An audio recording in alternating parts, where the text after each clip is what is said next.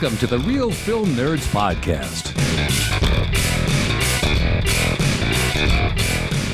Well, happy 2025, everyone. Hopefully you are starting it out right by listening to the Real Film Nerds Podcast. Yes, it is 6 or 7 hours past midnight, I think, now when I put this on, because I usually drop it at 7 a.m. Arizona time. But anyways, Real Film Nerd first podcast of the year for 2025 on New Year's Day, episode 404. We're going to talk about a movie that came out on Christmas Day. I saw both movies, the big ones that came out on Christmas Day, but this is the one we're going to talk about, A Complete Unknown, the movie about Bob Dylan. With me, as always, with his new laptop and his new headset and his new microphone and all of his fancy newness. It only took 20 years, but he got it. Mysterious Michael Talent.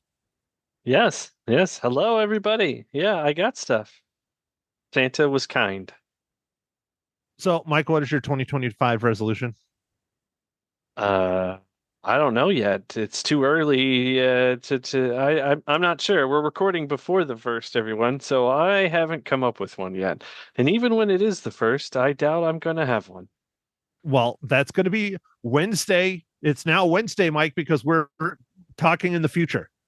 Oh, yes. Well, I don't know then. I'll let you know, Matt. I'll let you know. Okay. I'm working on it. All right. Now on to the real star of the show. Mike and I, we are just slackers. We're just in this for the fun of it. On to the professional. She makes a living at this. She's sitting in her bedroom right now in her home studio, wondering why we're screwing around. Ma Hinshaw, how are you? Hi. Happy 2025. Happy 25, whatever. Oh, yeah, 25. 2025. I'll get that right. Okay. And what is your New Year's resolution? No, you didn't say yours. How dare you? Mine is to maybe clean up my room so that I can function properly. Oh, goodness. Anyway. Which room? That home My that you are in bedroom. has a lot of rooms. My bedroom that you say is my office, but good Lord, you can't walk in it right now. Everything from the trip is all over everywhere. Your she shed? Mm-hmm. That's it. That's it. So my 2025 resolution is to remain completely and utterly alone and screw everyone else. Oh, well, excellent. You can't do that if you're alone. Oops. I'm sorry. Jesus, mother. Jesus. Okay. All right. So should we talk about Bob Dylan or not? Yes. Let's do it. Yes. Okay, Mike, why don't you break down the Bob Dylan movie that I keep forgetting the name of the actual movie, but A Complete Unknown. All right, Matt. A Complete Unknown was directed by James Mangold. It was written by James Mangold, Jay Cox, and Elijah Wald. It is based on the book by him, Dylan Goes Electric. This movie starring Timothy Chalamet, Edward Norton, Ellie Fanning, Monica Barbero, and in 1961, an unknown 19-year-old Bob Dylan arrives in New York City with his guitar and forges relationships with music icons on his meteoric rise, culminating in a groundbreaking performance that reverberates worldwide. All right. Okay, so should we let ladies go first? So you were what, like 45 in 61 when this took place? No, I was in college. Excuse you. Well, what does that mean? You were in college. You could have been 45 and in college. You just Well, might I have taken wasn't. I longer. was 19 or whatever, 18, 19, whatever that is. Same Anyway, age as Bob Dylan. I'm the same. Yeah. Mm-hmm. He was born in 41. Absolutely. Were you friends with Bobby Dylan? Heavens no. Well, why not? He didn't go to ASU, I guess, but Frank Sinatra's son did. I don't even know if that guy's alive now. But anyway, I did meet him. I thought that was kind of cool. But anyway, yeah, 1961. So, Mom, And you were a what? flower child back then. You did lots of Yeah. drugs, No, and you no, sang, and you were a folk no, person. And did you go to no, Woodstock? no. Are Well, you what did you kidding? do with your life? I tried to pass my classes. How hard Good was it? grief. You literally drew naked people for 4 years. I also had to take history and math and biology, all this kind of stuff that no one ever uses. You Heck never yeah. talk about that. You only talk about all the naked people you drew on paper with I had charcoal. to do that. It was life drawing classes, and I had to do that because I was in the art department. Got my So degree in again, advertising art. Matt, how didn't you hard was just it? take pictures of naked people? Yes. That's all he did. Huh. Who's the Anyway. best? Mhm. But yes, 61. And I thought it was around Vietnam time, but Vietnam started in 65. So when he went to New York, it was a bit before Vietnam started. But I tell you, the songs that he wrote during the war, you could hear them all the time, all the time. Oh, Mom, And the Vietnam War started before 61. it did Yeah. well, We shame had on people Google. over there long before 61. We just didn't get fully Yeah. involved until the 60s.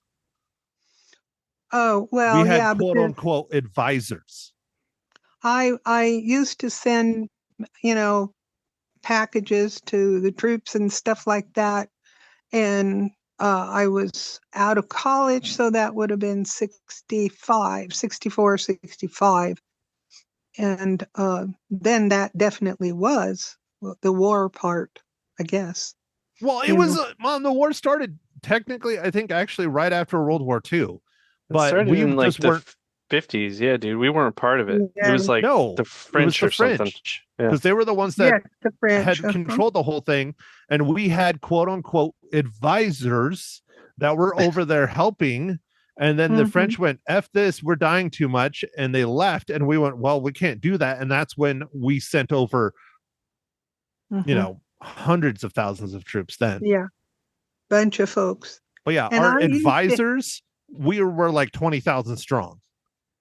Ooh, That's a I lot of didn't know there was that advisors. many. Yeah. Anyways, okay, so we're not here to talk about the war. We're here to talk about this No. film about Bob Dylan, Ma. What about the film other than, you wish you had some weed while you were watching it? See, listen Stop. to that cough.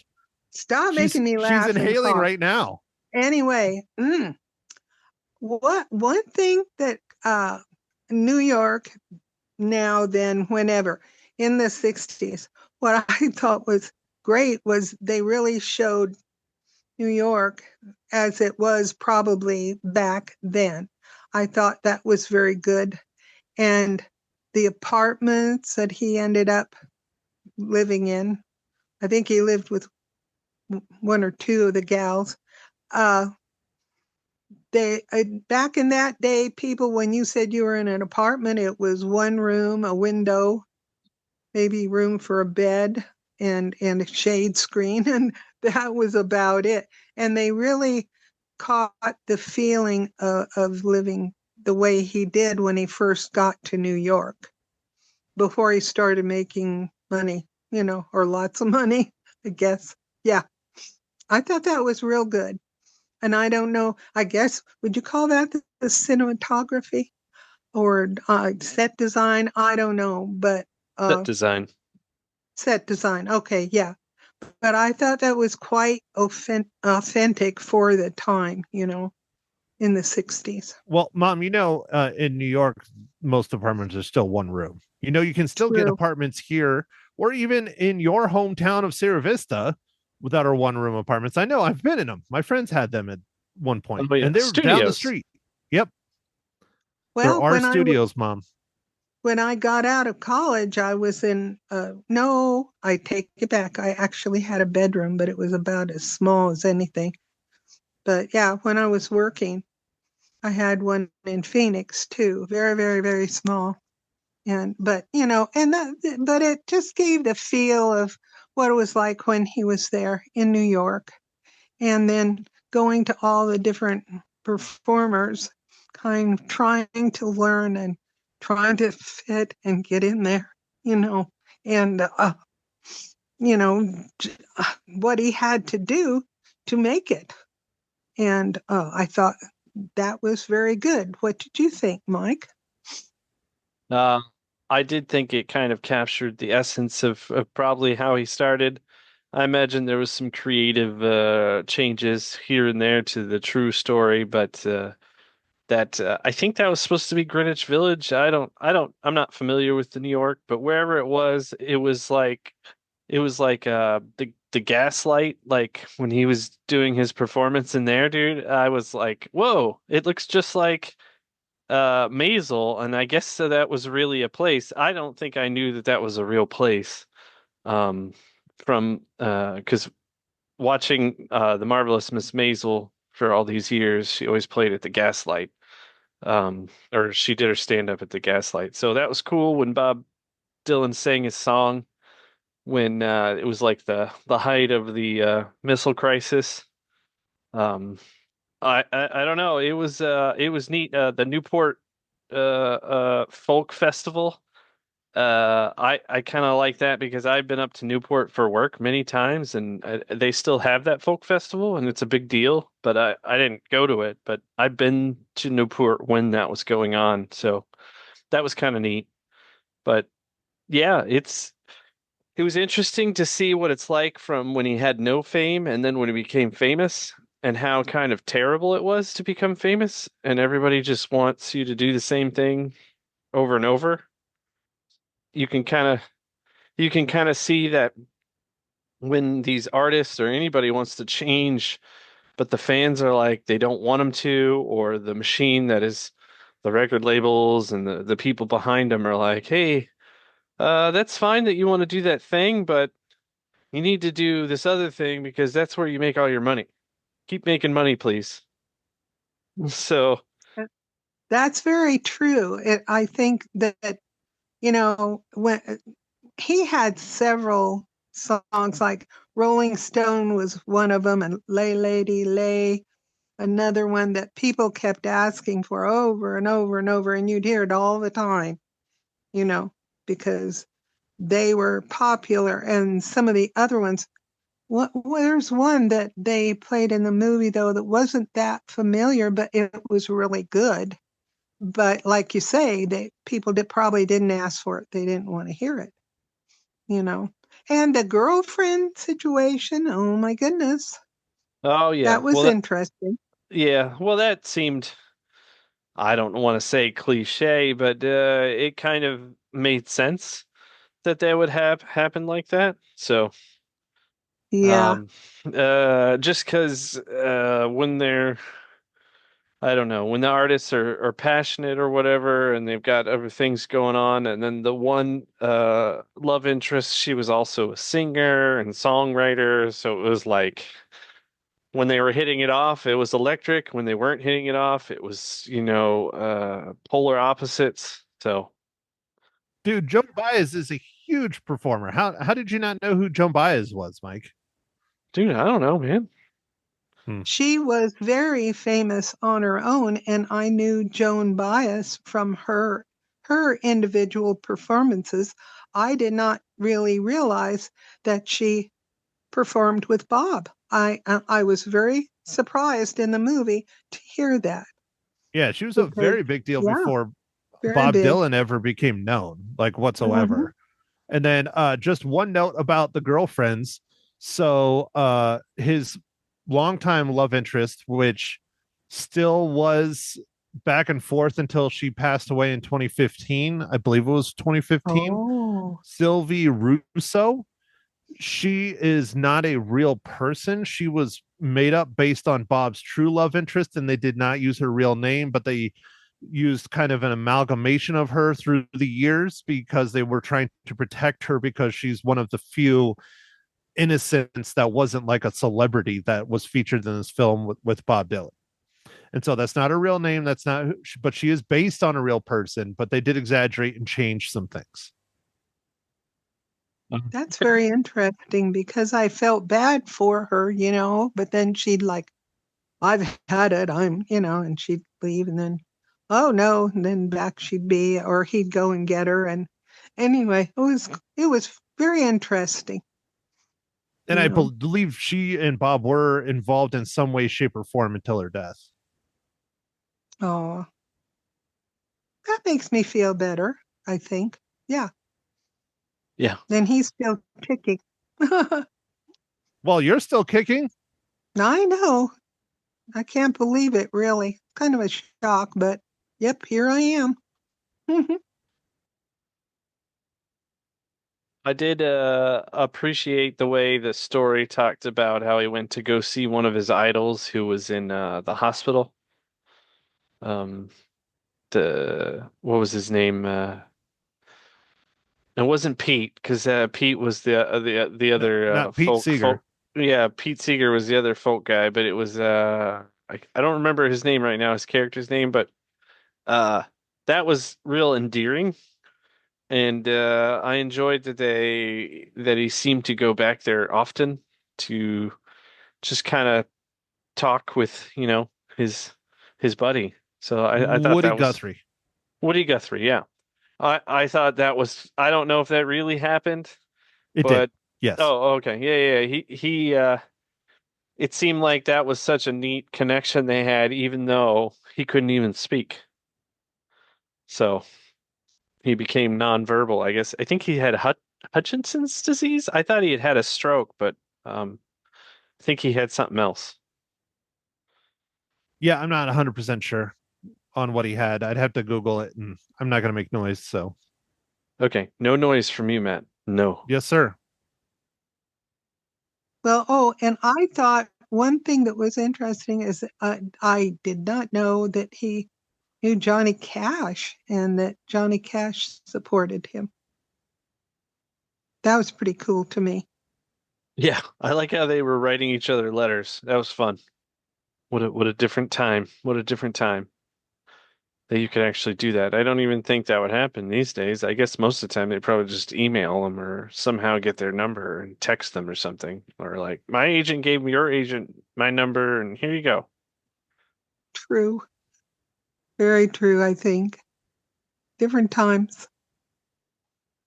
So Bob Dylan's real long-term love interest was Susan Elizabeth Rotolo.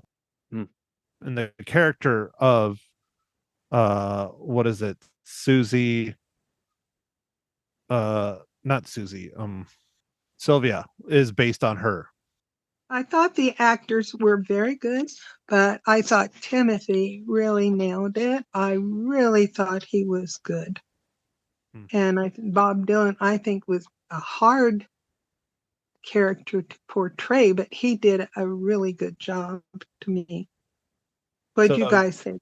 Yeah, she passed away in 2011 at 67 due to cancer. Bob Dylan asked to change her name in the film. Okay.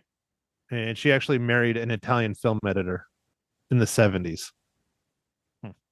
Okay, well, there you go. I'll stop looking up random trivia while you guys are talking. Okay. All right. So, okay, all right. Do we need to move on here, Mike? Do I need to get thirsty? No. Well, you can be thirsty. Just a second. The acting, I really thought Timothy Chalamet nailed like the acting for such nuanced. It was a lot of what he didn't say in this movie, and like even the performances of the singing were great, and like I really was impressed with Edward Norton. I mean, I guess he's just a veteran, but man, I thought he came off awesome as well in his acting. Of Pete Seeger, he made it seem so natural. I'm sure he had to learn how to play the banjo. Like it was like, I don't know. It was really cool to see that. I thought he did a great job as well. I know he's not in it all the time, but he keeps kind of coming in and out of the movie. So Well, I think our four main characters of the film all did an excellent job. Edward Norton, of course. Timothy Chalamet, he learned how to play guitar for this role, and I believe that is him singing a lot in the film. Wow. And so the director of this film, James Mangold, he's done some pretty big films like Walk the Line, the Johnny Cash story. And I feel that this is one of his better biopics. He's did Ford versus Ferrari. He's a very, very, very accomplished director. And I feel that in Walk the Line, not to like criticize Joaquin Phoenix, but that was like Joaquin Phoenix playing Johnny Cash. Timothy Chalamet in this feels like Bob Dylan. It doesn't feel like Timothy Chalamet is trying too hard. Or you know what I mean? Like Joaquin Phoenix has that style. He just never, he's Joaquin Phoenix. He doesn't really feel like Johnny Cash in that film to me. He does, but he doesn't. He feels like an actor. And Timothy Chalamet just felt like Bob Dylan to me. He really did. But Monica as Joan Baez was great. Elle Fanning as Sylvie Russo, Ed Norton. Those four, I think, just knocked it out of the park. And I think this film is going to be nominated for all kinds of stuff. I don't know if it's going to win anything, but I think it's going to be nominated for sure. yeah. Definitely, dude. All right. So, Matt, I am getting a little thirsty, so I might as well ask you, what are you drinking this fine morning, evening, or afternoon, especially on the 1st of July, or 1st of January on this New Year's Day? Are you getting the sometimers like my mom? Yeah, the Suntiners, yeah. I knew it. Well, Mike, I'm just drinking a nice, delicious glass of Captain Morgan spiced rum and Pepsi Zero. Oh, nice, dude. Cutting those calories. Got to get it out somehow. The purging is starting to hurt the throat. So, Oh, yeah, that happens. Did you run out of eggnog? Darn it. I sent the eggnog down with you. My mom when she was here, was drinking the nog with some Captain in it. So is that what you're drinking tonight, Ma? Yes, I wish. Actually, all I have is tea. Pooey. Hot tea? Mm-hmm. Orange tea, black tea, Earl Grey? Peach. Peach tea? Yep. Like green peach tea? No, just peach tea. Anyway, so hopefully I don't cough. Okay. All right, Mike. Well, you got to redeem this segment of the podcast since Mom is drinking tea. I see it. It's blurry. It's a can. It's orange. Is it peach too? It's a pumpkin spice lager, but it's from Devil's Backbone.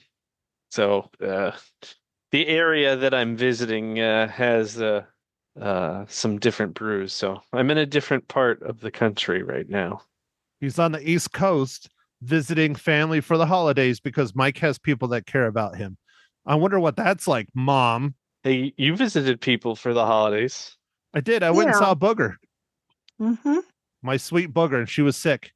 And I read her a nice Christmas holiday book about hookers and blow. You did, and that was your present.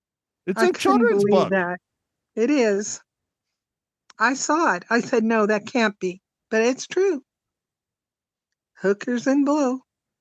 So, all right. Speaking of hookers and blow, Mike, what is this week's just absolutely incredible dad joke? I got dad jokes. I don't think they understand though. Gotta think I'm funny. Other people never laugh though. Dad jokes. Oh, let me figure out one real quick. Oh, you missed your favorite segment of the entire podcast, and you have to go figure it out? Yeah, wait. Hold on. Mom, I'm glad you were prepared for this podcast. Mike, I am disappointed. Well, while Mike's trying to figure that out, just to let you know that we do have a giveaway this podcast, and I need to remember to do that here once we're done with all of our stuff. Oh, that sounds great.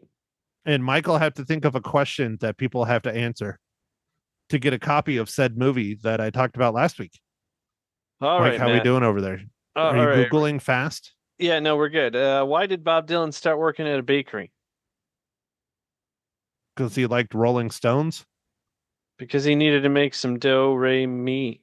Oh, I got that one. Cool. You know it's really bad when my mom really likes it. Oh boy. Oh, Lord. A piece of trivia, though. The title of the movie came from his song, Like a Rolling Stone. It's in Yeah, the but that's middle not of the title of the the movie. Complete No. unknown. The lyric. Yeah. The complete unknown is in that song. Well, I think Um, you're unknown.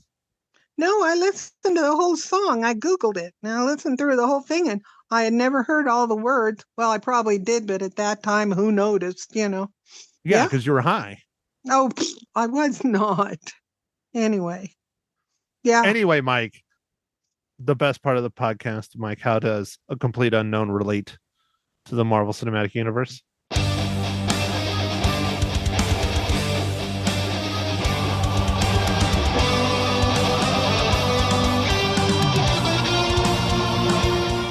So I'm going to take the easy one on this one. I'm going with Mr. Edward Norton for the movie that he probably doesn't want to remember that he made. That is the Incredible Hulk. He played Bruce Banner in 2008. Mm. Yep, and they never let him play it again. Yeah, well, I feel like there was some how do you say it? Creative differences. That's a nice way of saying that Edward Norton's a jerk. He's opinionated, I think. Mm-hmm. So, all right, Mike, did you think of a question that we need to ask our listeners to be entered into our contest? No. Oh, well, no, we got nothing. There was a light at the end of that tunnel, and then it got shut real fast. Woof. Okay, well, I'll give you a minute to do this. So, Mike, it's been a little bit. I told everyone that this was coming. I didn't tell them the movie, but Mike, this film just dropped last Tuesday on the streamings. It is not on Blu-ray yet, but it will be soon. I know it will be.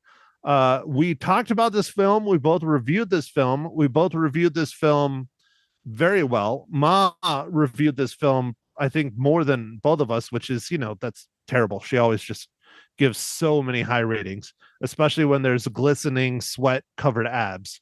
But Mike, this week we are giving away digital copies, not rentals, copies. You can own the film in 4K of Gladiator 2.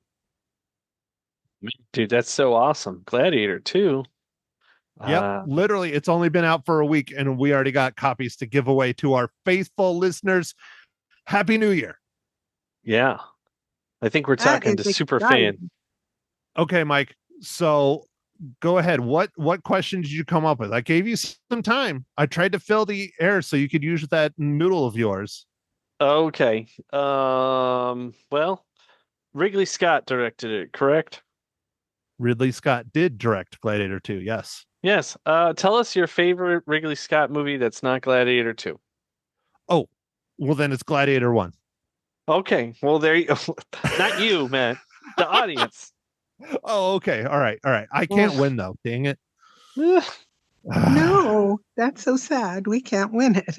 I would say, Ma, what is your favorite Ridley Scott film? But I'm sure she doesn't know who it is. So I have no idea what other movies he's directed. I'm weird. Several. Really? But yeah. Oh, yeah. okay. He's a very accomplished director. Yeah. So, all right, Mike. Well, let me go ahead and get to our business here for our friends over at Paramount Pictures. Like always, dude, they support us so much. One of these days, I'm going to get them to give me a Paramount Plus subscription for free. But mine just renewed, so I just paid it again. And I do the one with the Showtime. It's good stuff, right, Ma? Right. She likes Paramount Plus.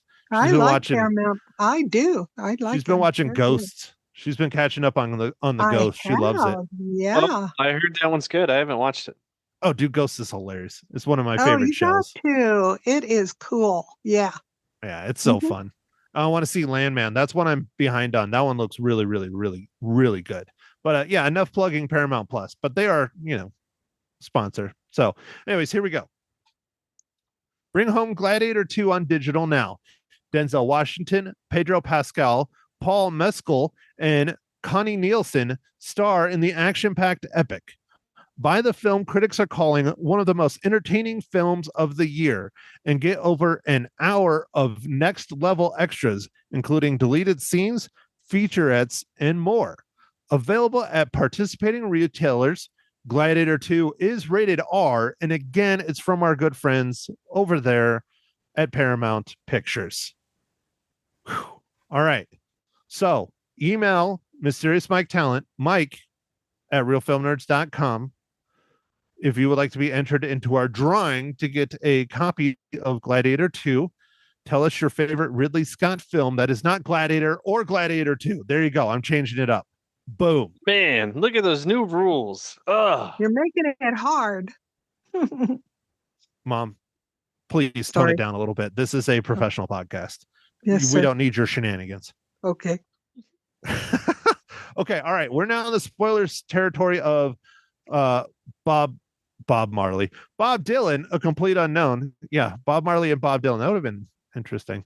But anyways, all right.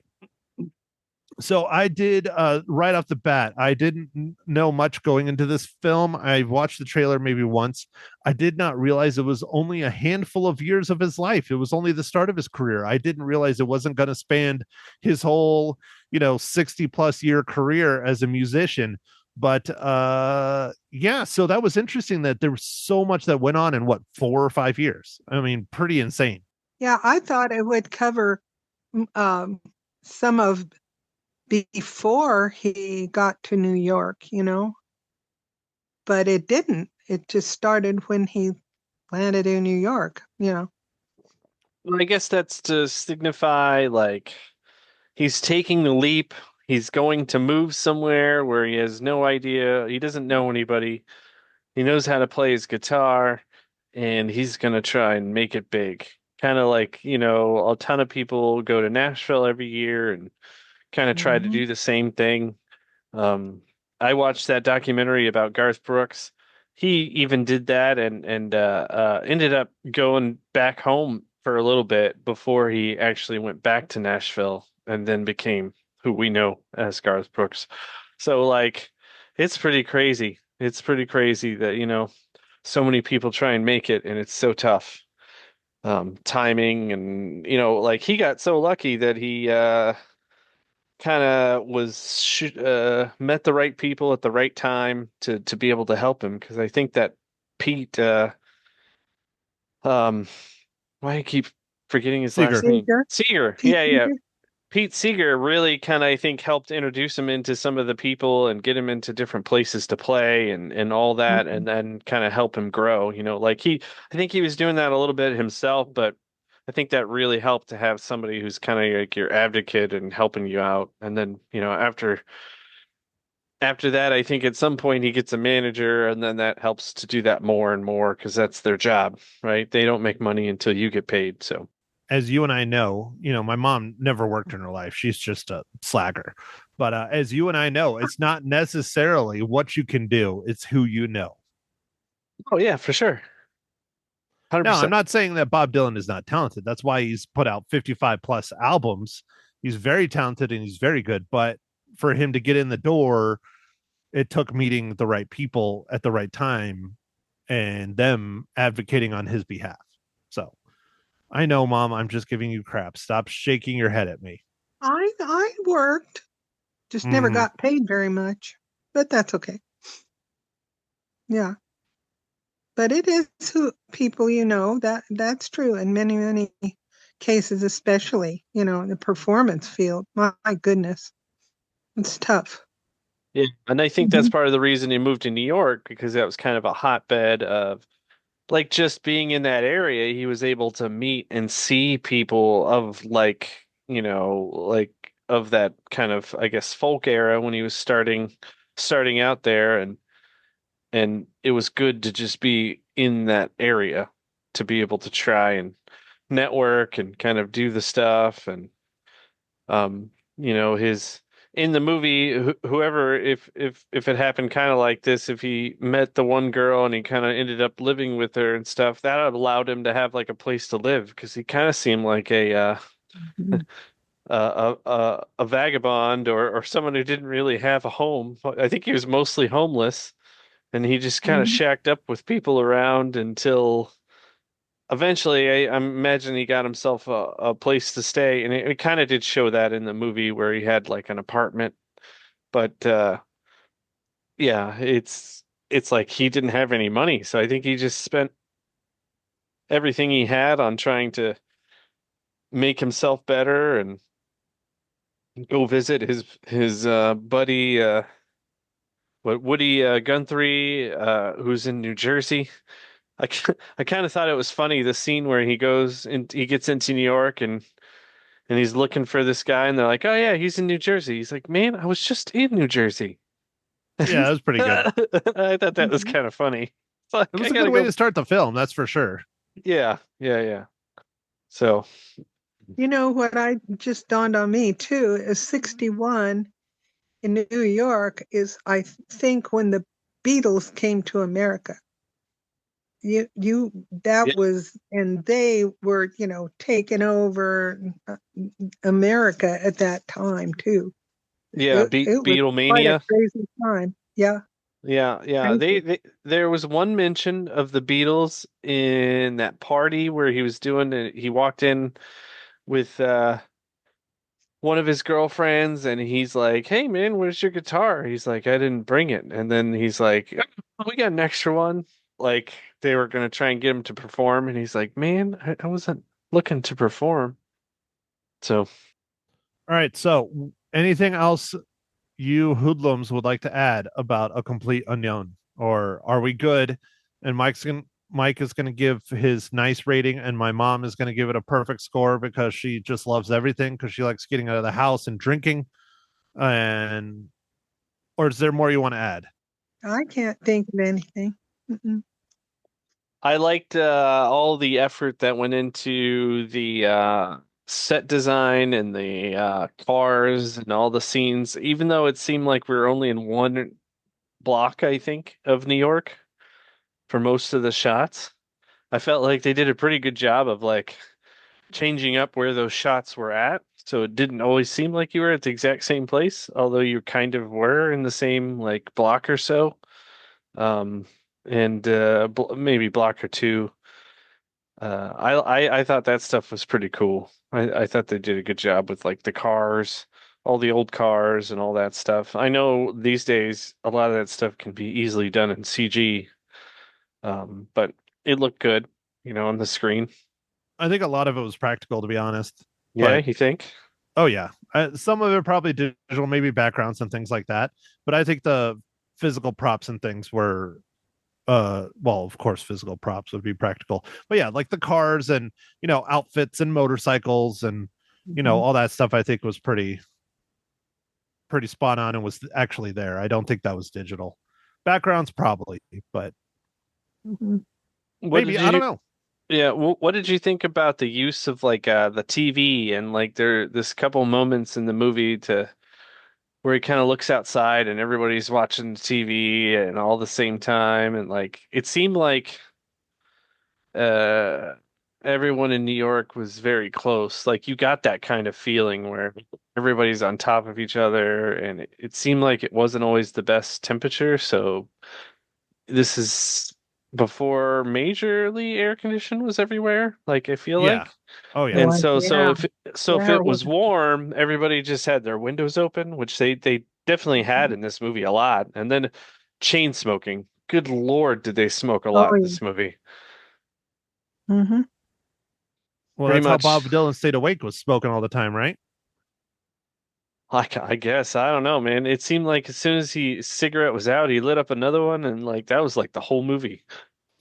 Well, the thing that I found that was pretty hardcore was how it didn't really matter who he was hooking up with, who he was sleeping around with, whatever. The thing that always came first to him was his craft.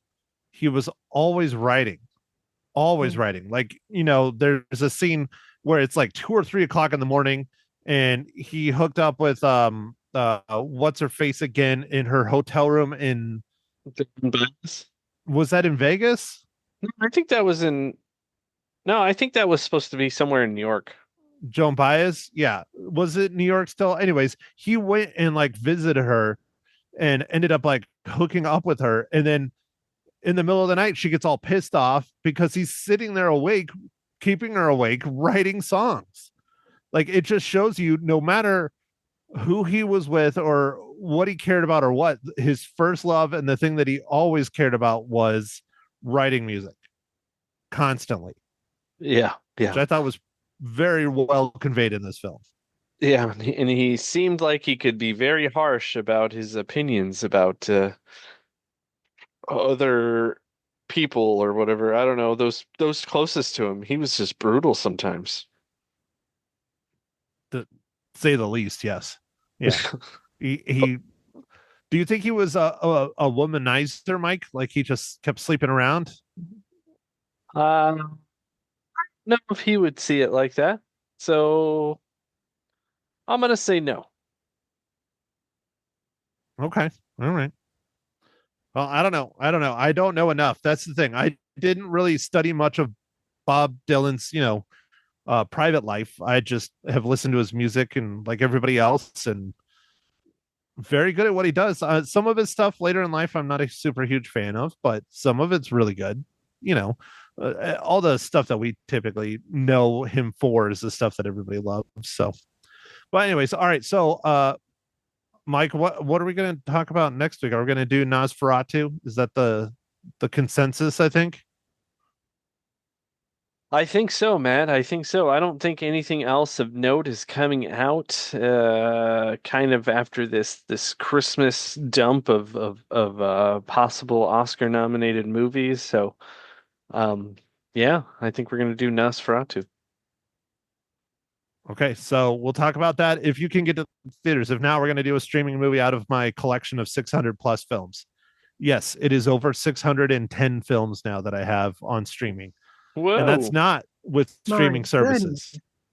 So, anywho, all right. Well, I guess we'll go with Ma first, since she keeps No, talking under her want- breath.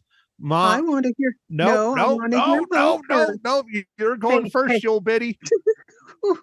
How many reels do Well- you give a complete unknown, Ma? 5? No, I won't give it 5. I'll give it 4. Mhm. Okay. So Ma Hinshaw gives a complete unknown 4 out of 5 cookies, right? Right. Okay, let's see if I can get Mike to pay attention and stop looking at porn on his phone. Mike, Sure. All right. how many so reels do you give a complete unknown? I am going to give a complete unknown 4.5 reels. I really did enjoy this movie. I thought the acting of our 4 main characters was fantastic. I did really like the nuanced acting in it of sometimes it's what you don't say.